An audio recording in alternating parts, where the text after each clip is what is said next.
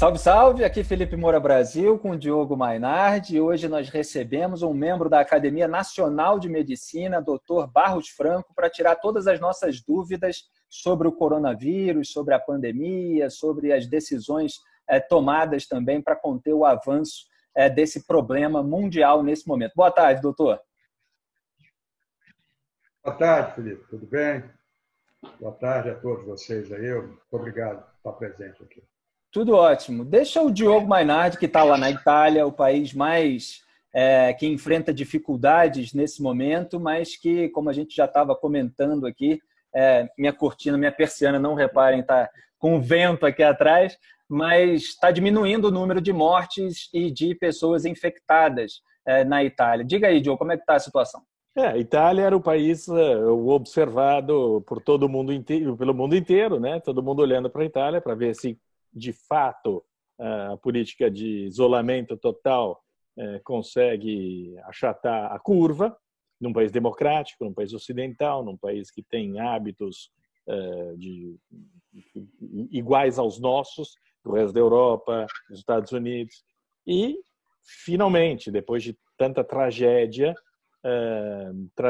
muito, em grande parte que reflete o que aconteceu antes do isolamento, que a gente sabe que essa doença fica incubada por um bom período, né?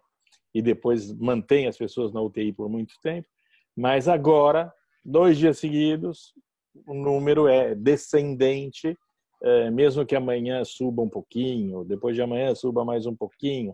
Mas o fato é que, finalmente, a curva exponencial do contágio foi vergada. E agora a gente começa a vislumbrar uma descida. Não sei quanto tempo vai levar. Essa é a minha preocupação. Obviamente, o especialista está aqui para me ajudar. Nós vamos passar, no total, nós já estamos há 15 dias isolados, em quarentena. Vamos ficar, segundo o decreto do governo, mais 15 dias. Depois desse mês, quanto tempo mais será que a gente tem que aguardar em isolamento para voltar a uma vida semi-normal? Olha, as coisas normalmente se repetem, mas existem particularidades em cada país. Aqui as medidas que foram tomadas para prevenção dessa pandemia e epidemia em cada um dos países foram muito semelhantes. Na China, ela começou atrasada. Na Itália, eles começaram também seguindo basicamente a sequência que é recomendada. Se passa por nível 1, são aqueles cuidados básicos de limpar a mão, álcool e evitar contatos maiores. Nível 2, que são essas que nós estamos vivendo agora. E nível 3, que são as medidas mais drásticas de fechar não só a fronteira com o exterior, mas fechar algumas fronteiras com o interior, com os diversos estados. Eu recomendei muito no Brasil que essas medidas fossem um pouco mais precoces, ou seja, nós, em vez de começarmos no nível 1, quando a coisa tivesse ruim, passasse por 2, quando a coisa tivesse ruim, passasse por 3, nós tentássemos, no primeiro momento, fazer a fase 3, quer dizer, impedir ou dificultar muito a entrada de pessoas que viessem de países que estivessem naquela fase com a epidemia. Mas isso não ocorreu, realmente não é uma medida fácil, e hoje em dia nós estamos vivendo um momento que não se sabe se nós vamos ter, como a Itália teve necessidade, de fechar as fronteiras.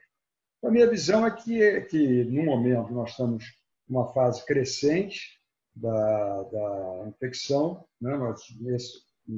No dia de hoje, nós tivemos no Rio de Janeiro, que é a segunda cidade com maior prevalência de infecção, 207 casos, ainda temos 170 em fase de esclarecimento. Eu acho que, em linhas gerais, ela está seguindo a sequência que ocorreu na maioria dos países. Eu acho que é importante que se entenda bem qual é o objetivo do isolamento. Muitos perguntam se o isolamento tem por objetivo evitar que a pessoa se infecte, que a população se infecte. Não é isso. Na realidade, nós sabemos, para que uma infecção dessas, que não tem vacina, desapareça ou entre em regressão e passe a ocorrer casos esporádicos, a necessidade de que uma percentual grande da população seja infectada. Isso funciona como se fosse uma forma de vacina, evidentemente não é vacina que é com um vírus vivo, o vírus chamado o vírus que causa doença, então ela pode causar doença, mas passada a doença naquele paciente, ele durante um período de tempo ainda pouco definido, mas ele tem o período de tempo em que ele fica com a sua imunidade, portanto ele não recebe. Eu acredito que, como na maioria das epidemias, também no Brasil, cerca de 50% a 70% da população vai ser infectada em algum momento. Então, o objetivo do isolamento é impedir que todas essas infecções ocorram ao mesmo tempo e que, portanto, todos fiquem doentes ao mesmo tempo. E, dessa forma, os hospitais não dariam conta de atender adequadamente aqueles doentes que precisassem do hospital. Então, a mortalidade ia se somar à mortalidade produzida pelo vírus, pela doença do vírus, e mais a mortalidade dos doentes que não foram atendidos, quer dizer, mortalidades que seriam evitáveis se o doente fosse atendido adequadamente. Então, isso precisa ficar muito claro, porque a pessoa fica em casa e não pode ficar em casa o resto da vida. Em algum momento, ele vai ter que sair e poderá se infectar numa doença que, na maioria das vezes, é uma doença benigna. A experiência já mostra que os casos graves são na faixa de 20%, né? Os casos de mortalidade geralmente não ultrapassam 1%, chegando até alguns casos de pessoas menos otimistas, até 4%, mas a maioria é uma gripe forte, comum, e que as pessoas superam sem problema. Doutor, eu quero entrar no fator da doença mesmo, o que ela causa para o organismo, o senhor que entende tudo aí do sistema respiratório, mas o senhor tocou num ponto importante que o senhor defendia medidas mais duras inicialmente, o senhor falou aí do nível 3, porque na internet hoje existe um debate muito grande que eu tenho visto um certo maniqueísmo. Então tem pessoas que defendem para tudo, fica em casa, e tem pessoas que falam não, até a economia tem que se movimentar, etc. E, no entanto, uma pandemia como essa, ela não precisa ser avaliada a cada momento, conforme as peculiaridades do país e conforme o sistema de saúde vai absorvendo. Quer dizer, num primeiro momento, como o senhor defendeu, não é necessário uma prudência maior para proteger as vidas humanas e, a partir de determinado momento, vai se voltando a rodar certas atividades econômicas. Não é esse o procedimento natural? Ser mais duro para conter, para preservar as pessoas e, aos poucos, ir liberando as atividades econômicas?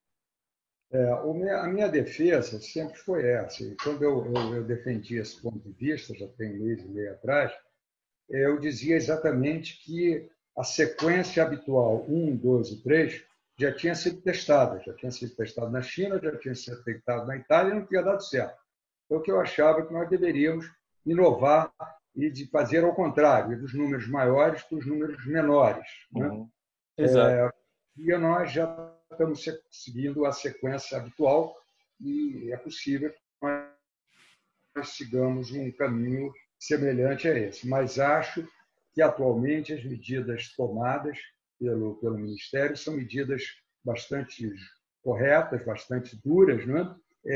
E necessárias. É evidente que nós podemos optar por não fazer nenhum tipo de prevenção. Libera todo mundo, né? Todo mundo vai ser infectado, 70%, vai morrer todo mundo que tem que morrer, vai viver todo mundo que tem que viver, e a epidemia vai acabar muito mais rápido, não tem dúvida alguma. Entretanto, quando isso ocorre, não vão morrer as pessoas que deviam morrer, vão morrer muito mais pessoas que deviam morrer. Vão morrer inúmeras pessoas na porta dos hospitais, fazendo fila, sem ter atendimento. Esses não precisavam morrer. Alguns não poderão morrer mesmo com toda assistência. Mas o grande problema, e por isso a necessidade absoluta de se fazer, numa primeira fase, medidas duras e amolecendo essas medidas à medida que os dados estatísticos demonstram que a epidemia não está crescendo muito, então existe um download, digamos assim, uma diminuição das medidas mais pesadas.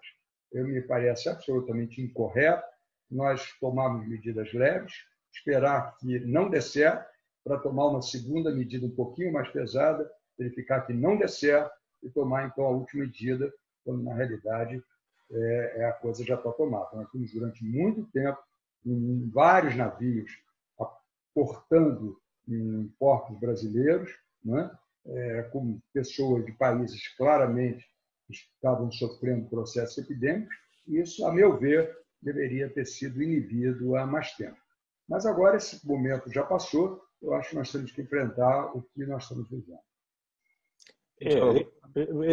Retardar essas medidas restritivas é criminoso, porque provoca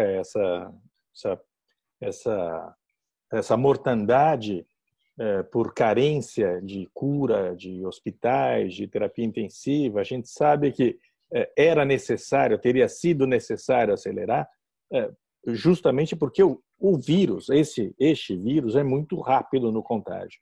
Quer dizer, a cada 2 dias, 2 dias e meio, tem várias contas aí, mas ele duplica o número de contaminados, de contagiados a cada poucos dias. Então, ele é tão contagioso que corre mais do que a capacidade dos políticos de reagir ao próprio vírus. E isso acaba gerando uma tragédia. A gente está vivendo uma tragédia que ninguém podia imaginar algum tempo atrás, pelo número de mortos, sem dúvida nenhuma, mas se você vê o número de pacientes nos hospitais com deficiências pulmonares gravíssimas aqui na Itália, é uma coisa assustadora, deprimente. Tem neto matando o próprio avô. Isso é frequente aqui, né? O neto que pega o vírus, ele é assintomático, transmite para o avô e mata o avô. O doutor falou, aqueles que deveriam morrer, ninguém tem que morrer dessa maneira, né? Por falta de atendimento, porque os políticos não tomaram as medidas necessárias no momento adequado. Eu acho que todos nós temos que morrer e todos nós vamos morrer. Mas quando é decorrente de uma sucessão de erros que poderiam ser evitados, aí já beira a negligência, já beira o crime, né? A forma de controle, quer dizer, a forma de entendimento de que isso ocorre é simples. Mostram sempre muito o vírus H1N1, né? Que é mais letal do que o Covid-19, né? Ocorre que o Covid-19 ele é muito fácil de ser transmitido. Uma pessoa, geralmente, contamina 3, né? No H1N1, cada um contaminava 1. Como isso não é somatório, isso é exponencial, um que contamine 3, daí ele contamina 9, de 9 em 9, e vai multiplicando, isso atinge um valor enorme. O que ocorre com a epidemia? Isso é também simples de entender. Se o indivíduo infectado entra numa sala de 100 pessoas que nunca tiveram contato, ele pode infectar rapidamente quase as 100 pessoas. Se ele entra numa sala que, digamos, 90 já tiveram a doença, ele só tem chance de infectar 10. E é isso que ocorrerá com o tempo. Mas isso tem que ter um tempo para que os hospitais se preparem para tentar atender adequadamente, especialmente no Brasil. Claramente, nós sabemos que a rede pública é uma rede falha, não? Uma rede com várias deficiências, e principalmente nas formas em que grande parte do povo brasileiro, no Rio de Janeiro, em São Paulo em particular, mora. São em ambientes em que você não pode fazer isolamento. O isolamento é interessante para nós fazermos quando nós temos 2, 3 pessoas em casa. Mas quando nós temos 8 pessoas, esse isolamento será inviável nas comunidades brasileiras, né? Então, essa doença vai ter um crescimento grande. Mas a sua impressão é que já está disseminado, muito mais disseminado do que os números mostram? Ou ainda a gente está numa fase inicial dessa contaminação? Nós estamos numa fase inicial, em fase de ascensão rápida, provavelmente nos próximos 15 dias. E isso se pode também explicar de forma simples, porque existe um grande número de portadores sadios. São pessoas que têm o vírus e não sentem nada, ou sentem manifestações muito banais, né? Algumas delas sentem alteração no paladar, algumas delas sentem alteração no olfato, né? E essas pessoas são contaminantes. E como nós temos uma dificuldade muito grande de fazer pesquisa das pessoas que são positivas e negativas, hoje isso daí não é mais feito no Brasil. Nós não temos mais possibilidade de fazer. Nós todos só fazemos em doentes graves. Quer dizer, quem não sente nada não faz o teste. Quem sente um quadro de gripe fica isolado 14 dias em casa. E quem é grave, esse faz o teste, que demora de 48 a 72 horas o resultado.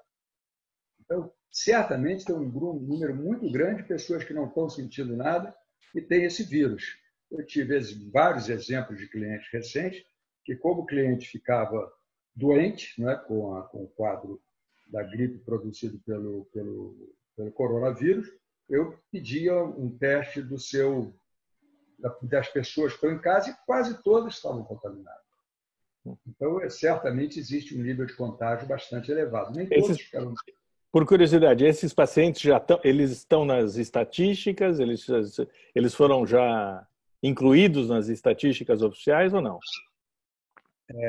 Os doentes, quer dizer, os que tiveram queixa, né, que sintomas ou sinais, esses estão incluídos na estatística. A maioria deles deve estar, porque é obrigatório você comunicar a cada doente que tem, mesmo em hospitais privados ou médico de clínica privada. Agora, os que não estão doentes, quer dizer, que estão infectados, são portadores não doentes, esses nós não temos a menor ideia de quantos são. Doutor, o senhor falou aí na escala exponencial do contágio e também existe muita discussão a respeito de como tomar essas medidas, no sentido de que muita gente defende o isolamento das pessoas idosas, porque o índice de letalidade é muito maior na população idosa. Então, as pessoas se perguntam alto nas redes sociais, por que não deixar somente os idosos em casa e os jovens e adultos que não tenham ainda 60 anos não podem tocar a sua vida normalmente? Como é que o senhor responde a essa questão? Essa pergunta já é uma colocação feita em alguns lugares. Já ouvi proposta de botar todos os idosos num navio, né, e ficar atracado, ou não pegar num hotel, enfim. Mas, realmente, o problema hoje em dia não é exclusivamente dos idosos, né? Muitos dos idosos, a não ser que estejam muito acumulados numa casa para idosos, eles são infectados secundariamente pelos mais jovens, que estão no trabalho, que estão no convívio do dia a dia, andando de metrô, andando de ônibus, andando de bonde, andando de trem. Então, você não ia resolver o problema da doença, talvez diminuísse o número de doenças graves. É claro que os idosos são mais vulneráveis, mais sensíveis à doença, mais vulneráveis. Mas isso não são só idosos, né? Nós temos doentes, crianças com linfomas e leucemias em tratamento, que são extremamente vulneráveis. Nós temos mulheres na idade fértil com câncer de mama fazendo quimioterapia. Nós temos pessoas mais jovens com leucemias, linfomas e tumores malignos. Toda essa população faz parte desses que vão sofrer. Doutor, por exemplo, estou vendo 23 casos agora graves, né? Um era de 71, outro de 70 e outro de 42 anos de idade. Então, porque existe uma certa confusão entre os óbitos e aqueles que recebem o tratamento em UTI, por exemplo. O senhor estava falando sobre a necessidade de preservar leitos nas UTIs, quer dizer, não atravancando todo o seu sistema sanitário com pacientes de UTI. Quando você vai às UTIs aqui, metade dos pacientes é relativamente jovem, não são os velhos. Os velhos morrem, mas as UTIs e os jovens se salvam nas UTIs, com ventiladores, com respiradores, porque a doença afeta gravemente os pulmões, né? Pelo que consta, de uma maneira jamais vista, quer dizer, o tipo de lesão que provoca nos pulmões, nenhum tipo de pneumonia provoca, e a gente vê, na Espanha, sobretudo, na Espanha são jovens os que estão na UTI. Talvez eles morram menos, mas eles precisam de atendimento. Se não tivessem esse atendimento, estariam morrendo também. Esse é o fato.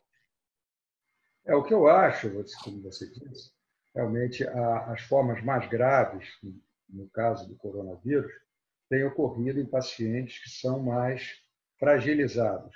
Ou seja, o indivíduo, porque 70, 71, 72, pode ser um indivíduo que tem uma condição imunológica muito melhor do que um paciente que está tomando drogas que diminuam muito a imunidade.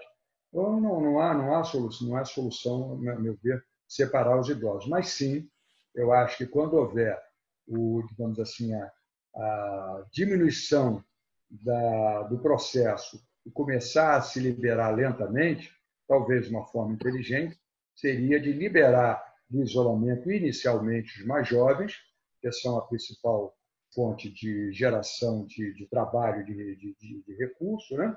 De renda, e deixar os mais velhos, sim, ainda separados para voltar às suas atividades de lazer tardiamente. Talvez isso seja um processo. Mas o que eu acho fundamental é entender que esse processo tem que ser decrescente. Decrescente. Isso é uma coisa que o médico aprende. Você entra sempre numa doença esperando o pior resultado. Se prepara para tomar as medidas mais drásticas no tratamento de um doente. Na maioria das vezes, nada disso é preciso. Isso não significa, num caso que isso ocorra, você não esteja preparado para tratá-lo. Eu acho que as medidas têm que ser sérias, drásticas.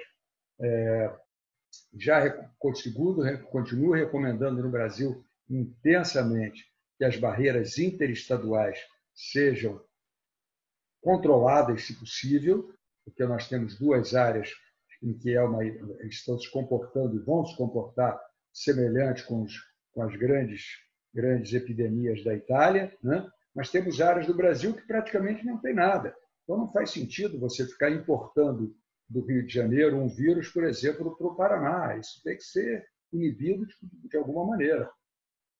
Doutor, encaminhando para o final aqui, porque a gente está tomando seu tempo nesse momento em que muita gente precisa do senhor, chateamos o senhor com essas perguntas a respeito de medidas que muitas vezes vêm de decisões políticas, evidentemente, mas a questão técnica mesmo, como é que esse vírus atinge o pulmão, por exemplo, nesses casos graves que o Diogo falou? Qual é a sua análise médica a respeito das consequências do coronavírus? Esse vírus, ele, em linhas gerais, ele se comporta como qualquer resfriado. Nariz, garganta e brônquio, né? Nas formas mais graves, esse vírus agride todo o organismo. Tem doença hepática grave, tem doentes com função hepática grave, insuficiência renal, precisando de diálise. Acomete o sistema nervoso central, já tem descritas várias encefalites por vírus, pelo coronavírus. Mas, realmente, em última análise, o pulmão ele é muito agredido, ele sofre uma lesão, uma pneumonia muito intensa, que não é nem do vírus. Na realidade, o vírus agride o pulmão e o organismo interpreta essa agressão do vírus como uma grande agressão e bota em movimento todo o exército que o organismo tem para vencer um invasor. E esse exército é feito de substâncias chamadas citocinas. E essas citocinas, então, agridem o vírus, mas agridem, por tabela, todo o pulmão. Então, às vezes, o vírus já está se recolhendo e o pulmão continua a ser agredido, o que hoje em dia justifica, até estudos que estão em andamento, a utilização de algumas drogas anticitocinas para controlar a agressão pulmonar, que não é mais do vírus, é uma agressão do próprio organismo que se comporta de uma maneira burra, nesse momento, agredindo um órgão quando o agressor já não está mais presente. Doutor Barros Franco, muito obrigado. Diogo, quer fazer uma última pergunta? Não, quero agradecer muito. Muito obrigado, doutor. O senhor tem alguma recomendação só para os brasileiros nesse momento, não? Tem. Tem uma recomendação especialmente para os brasileiros que estão em casa, se protegendo e protegendo todos nós que estamos fora de casa trabalhando. E que estejam certos que os médicos estão atentos, estão trabalhando, estamos procurando apoiá-lo, estar sempre cuidado, e que ele procure, quando em casa, ler um bom livro, ver um bom programa de televisão e ficar tranquilo, porque essas notícias terríveis, algumas reais, outras irreais, trazem um transtorno para uma pessoa que está em casa e que não pode colaborar em nada para melhorar essa situação, a não ser ficar em casa e tranquilidade. E lembrando que a intranquilidade e o estresse diminui a imunidade. Esse é o pior cenário para quem pega uma virose. Então, fique em casa, procure aproveitar, depois de conversar, ouvir uma boa música. Não fique acompanhando através do WhatsApp toda hora, porque isso, o Ministério da Saúde, nós médicos, estamos tomando conta por vocês. Doutor Carlos Alberto de Barros Franco, muito obrigado aqui por essa entrevista. Até a próxima. Bom, muito obrigado a vocês também pela oportunidade. Um abraço, tudo bom.